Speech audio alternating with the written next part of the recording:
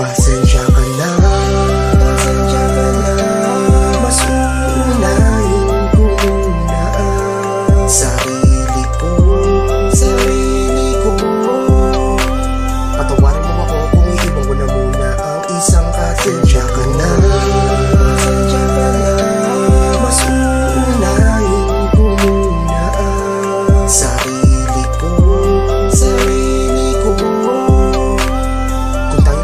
Para sa isa't isa, pagtatagpuin tayo ng tadhana. Oo, alam kong mahirap gawin, pero ito lang ang tanging naisip. Kasi pagod na rin ako sa sitwasyon na paulit-ulit lang nangyayari. Alam mo ba sa tuwing tayo ay palaging nagtatalo, naisip ko na laging na lang ba tayong ganito?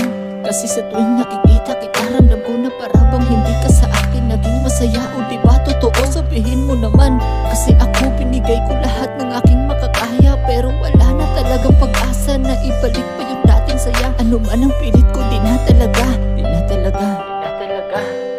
Kaya mas mabuti pa siguro na hanapin ang sarili kaysa magpakatanga. Oo, minahal kita pero ito lang siguro ang nararapat na gawin. Ang palayain muna natin ang isa't isa. Kasi kung tayo talaga, tadhana ang magsasabi at wala nang iba pa. Oo, aaminin ko sobrang sakit para sa akin, palayain ka. Dahil pagod na rin kasi ako sa sitwasyon na pasensya ka na, mas uunahin ko muna ang sarili ko. Patawarin mo ako kung iiwan ko na muna ang isang pasensya ka na, mas uunahin ko muna ang sarili ko. Kung tayo talaga para sa isa't isa, pagtatagpuin tayo ng tadhana. Pasensya ka na kung ako ay lumayo.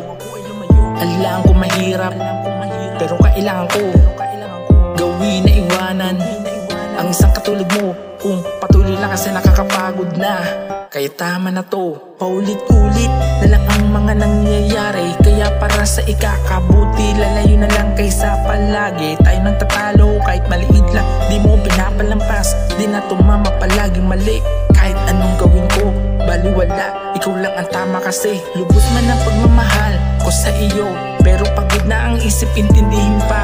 Kaya ngayon, mas maiging lumayo. Kasi mukhang hindi na rin naman ako ang gusto mo makasama hanggang sa huli. Kung meron ka man bagong mamahalin, ingatan mo nang hindi ka iwan muli. Pasensya ka na,